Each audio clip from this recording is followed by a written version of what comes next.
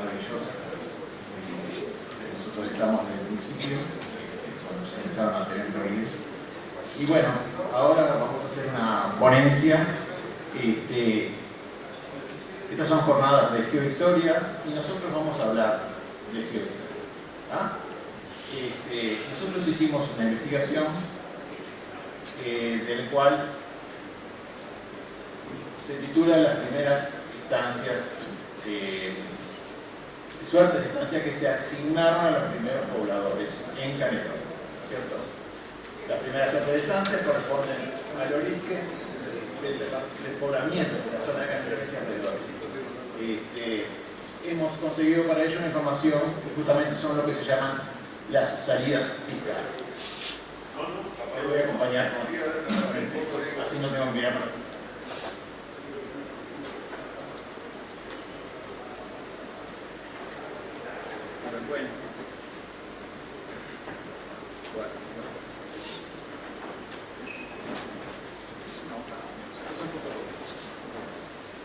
Bueno, leo ahí. La propiedad privada de la tierra. La ocupación de la tierra de América por parte del Reino de España implicaba que todas las tierras conquistadas eran propiedad privada. Bueno, empezamos, a través del virreinato de Gran España y del Perú, se empezaron a asignar tierras en aquella zona, pero como sabemos, el poblamiento de la zona de la banda oriental fue muy tardío, ¿cierto? Recién, por lo que todos más o menos conocemos, en 1724, por orden de Zavala, Pedro Millán demarcó los límites de la jurisdicción de Montevideo sobre el Plata, desde Cufré hasta la Sierra de Maldonado, con el Pan de Azúcar como mojón. Por el norte la sierra, bueno, ya conocemos esa figura. Acá está la zona donde estudiamos, el departamento de Canelones, y nosotros nos vamos a referir a la zona de Canelones y alrededores. Aunque vamos a hacer una pequeña mención a Pando y Sauce, por algo que ya verán. Este plano indica justamente la jurisdicción de Montevideo. Maldonado allá, que es el Cerro Pan de Azúcar, y ven cómo va marcando lo que es la jurisdicción y termina en el arroyo Cufré. Pero este plano además está mostrando la zona donde se repartían las primeras estancias. Esto es de Lucía Sala Turón, el libro en el cual me basé en gran parte también para hacer este trabajo. El sistema era el siguiente: cuando los colonos llegaban a la villa, o como en el caso de Montevideo, una vez fundada la ciudad, se les daba a sus pobladores, colonos, un solar en la villa, una chacra en el ejido y una suerte de estancia de aproximadamente 2.700 cuadras cuadradas. Esta superficie representaba el sistema de medida de Castilla y era de media legua de frente por una legua y media de fondo. En el actual sistema métrico decimal corresponde aproximadamente a 2.025 hectáreas. Aproximadamente. La legua es la distancia aproximada que recorre una persona o un buey en una hora. Bueno, las estancias estaban enclavadas en tierras hostiles y hubo que otorgarse a los colonos ventajas compensatorias de las dificultades que habrían de afrontar. Se les ofreció un título de hijos de algo de solar conocido que entrañaba pequeños privilegios, exención de impuestos, posesión de tierras y ganados. Bueno, no obstante, no fueron muy atractivas esas concesiones porque no vinieron muchos, ¿no?, del vecindario de Buenos Aires. Unas pocas familias, entre ellas, como se sabe, la de Juan Antonio Artigas, se unieron a los soldados que desde 1724 Zavala había mandado permanecer en Montevideo. Francisco del Saiba, poderoso armador español, por asiento con la corona, fue el encargado de transportar los colonos canarios que completaron el núcleo fundacional. Estamos hablando de Montevideo. Al repartirse las tierras se aplicó el criterio de zonificación que prescribía la legislación indiana: planta urbana, ejido, que estaba reservado para el crecimiento de la ciudad, propios y dehesas, sin que fuera clara la distinción entre ambos términos durante la colonia: tierras, chacras y regadíos. La planta urbana fue protegida por un terraplén en cuya construcción trabajaron gratuitamente los indios tapes bajo la vigilancia de la Jesús. El ejido se tendía por las actuales calles Ejido y Médanos, y los propios desde el ejido hasta el arroyo Miguelete, siguiendo hacia el Río de la Plata por la actual Boulevard José Valle Ordóñez. En las épocas posteriores se hicieron concesiones de chacras con autorización del gobernador de Buenos Aires por el Cabildo de Montevideo, que había reclamado el reparto de tierras, y por el gobernador y el Cabildo de Montevideo hasta el periodo del Pino. Abarcaron las zonas de Miguelete, Carrasco, Meireles, Colorado, Toledo, Las Piedras, etc. Desde 1726 se repartieron solares y chacras. En 1728 se distribuyeron las primeras sectancias sobre el arroyo Pando. Aquí es donde digo que en realidad las primeras fueron en Pando y Sauce. Acá hay gente de Sauce, de patrimonio, que ha estudiado profundamente este tema. Al concederse las tierras, no se guardó distinción entre peonías y caballerías, que según la jerarquía feudal marcaban las leyes de indias. O sea, las leyes de indias se respetaban más o menos. Para la tierra de pastoreo, la unidad fue la suerte de estancia, que es lo que estamos hablando. Media legua de frente por legua y media de fondo.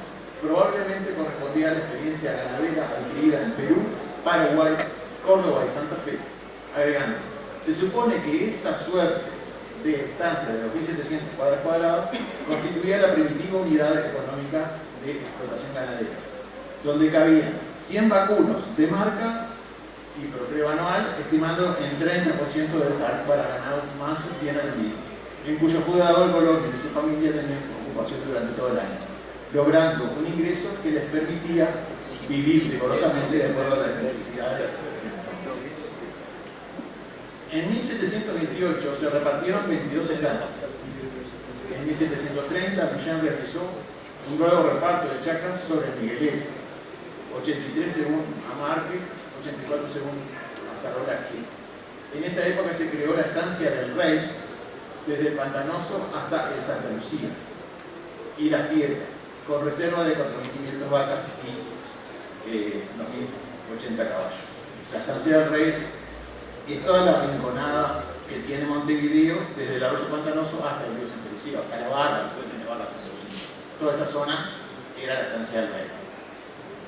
Por la vía de la colonización hecha bajo el apremio de necesidades de defensa, utilizando la fórmula del derecho indiano proveniente de la legislación progresiva de la ciudad de Sevilla, español en medioevo, había nacido en la banda oriental la propiedad libre de los colonos libres.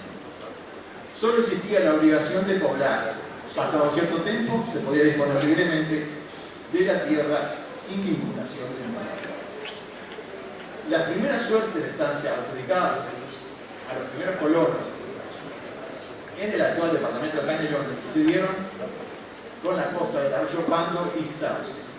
Debemos destacar que entre las primeras pobladores de la novísima ciudad San Felipe y Santiago de Montevideo estaba don Juan Antonio de Artigas, abuelo de nuestro prócer José Gervasio. A él se le adjudicó un terreno en la ciudad. En 1728 se le adjudicó una chacra de unas 30 varas en el arroyo Pando, ahí ya estamos ahí en la zona, y en 1730 una estancia de 400 varas sobre el arroyo Miguelete, como hablando en Montevideo. Después se le siguieron adjudicando, y ahí creció en Pando, otras adjudicaciones sobre el arroyo Pando. Y en esta acta de cesión del Cabildo de Montevideo, el 1 de marzo de 1751, está mencionado eso.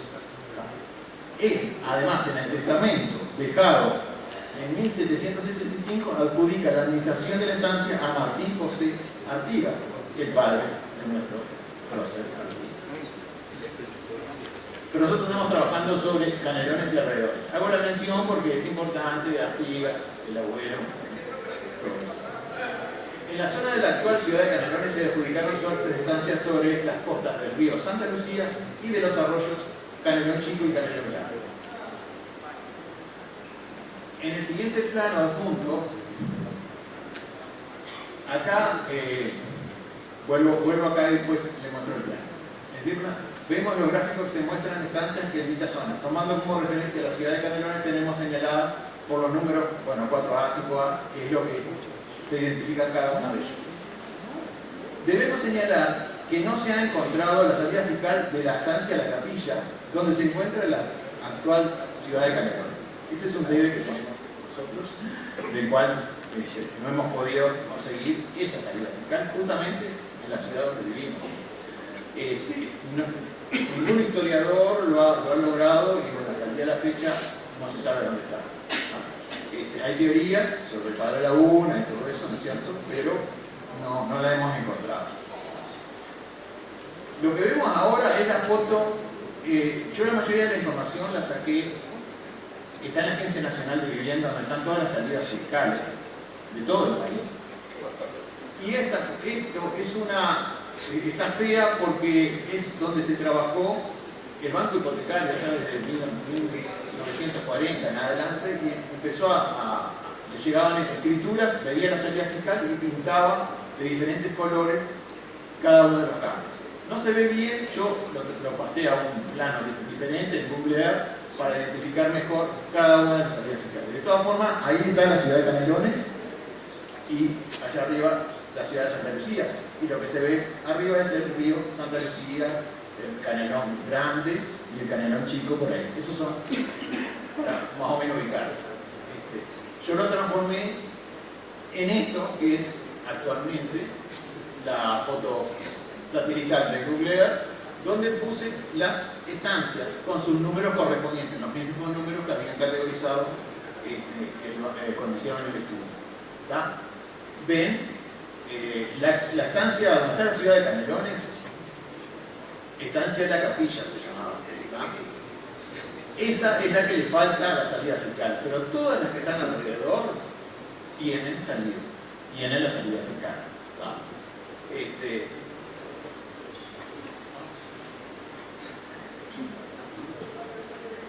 El tema es de que no se ha encontrado la salida fiscal donde está la ciudad de Canelones, y lo único que se sabe es una mención que hay entre Juan Joffre de Arce con el indio Santos Pérez Llamar en el año 1759, donde el primero le vende la estancia a cambio del pago del entierro. Eso suena extraño, pero es así. Antes la gente le daba mucha importancia a los entierros y las personas, Juan Joffre de Arce es una persona ya anciana y le dice a Santos Pérez y Llamar, que era su sastre, mira, dice, yo te voy a dar la estancia entera, pero cuando yo me muera, vos me pagás todo el entierro. Y ese fue el acuerdo. De lujo. Exacto. Y bueno, el gran problema fue que ¿quién se murió? Se murió primero el más joven.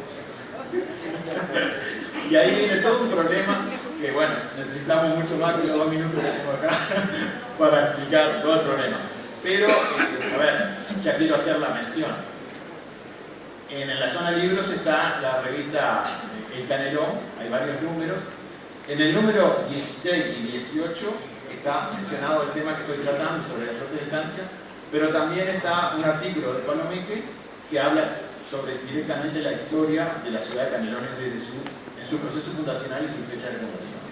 Así que, si quieren comprar, ahí está esa parte, muy detallada. Empezamos con las salidas fiscales. La salida fiscal 4A le fue adjudicada a don Felipe Pérez Sosa por el capitán general Salcedo el 24 de mayo de 1741. La 4A en realidad es la que está acá, Cerrillos. Acá dice 4.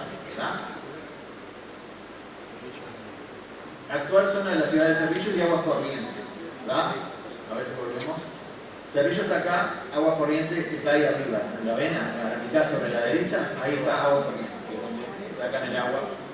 El agua para todo. Canelones y Montevideo. Esperemos que la lluvia solucione un poco el tema. Después, la 5A fue adjudicada a Marcos Velázquez en 1731 y después que vendió a Juan Morales en 1761. Costas de Santa Lucía y Canelón Grande. Estamos hablando de la 5A. 5A. ¿Lo ven? ¿No terminó el tiempo? Bueno. La 8A, actual Juanico. Se fue la gente de Juanico, fue adjudicada en 1755 a don Tomás Villanueva, su señora Leonor Alquino y al hermano de esta, Francisco de Aquino. Estos luego vendieron a Pedro López, María Cordonel, que a su vez vendieron a Antonio Massen y Teresa de Cabo. Antonio Massen, hay una historia muy interesante de Antonio Massen que también están en las revistas El Canelón que nosotros hemos publicado. Y bueno, acá está más o menos la bibliografía con la cual fue consultado, además de la información de la Agencia Nacional de Vivienda, que es donde yo saqué las salidas fiscales. Los 3 libros fundamentales, que acá tengo las tapas, por ejemplo. Esta es la tapa del primero, les recomiendo, hay muchos que ya lo conocen, leer esto, tiene ya unos cuantos años, desde 1969, pero está impresionante toda la información de las estancias que fueron adjudicadas en toda la banda natural, porque esto estaba un poco ordenado cuando yo estoy hablando de legua y media legua por legua y media, ordenadamente, pero después hubieron personas que pidieron lo que ahora es todo el departamento de Durango, así nomás, ¿no? Era impresionante lo que llegó a ser el latifundio en aquella época, y que después diga en el reglamento de la tierra menciona, ¿cierto? Después está este libro que está bueno, que es un libro chiquito, pero tiene muy buena información de Campal también. Y bueno, y acá está el libro de José María Reyes. José María Reyes fue el primer agrimensor de este país, y hizo un estudio sobre la descripción geográfica del territorio de la banda oriental, también está muy bueno. Esta fue una reedición en 1760, pero 1960, pero hacía 100 años que él había publicado este trabajo y fue el primer plano del Uruguay entero, José María Reyes.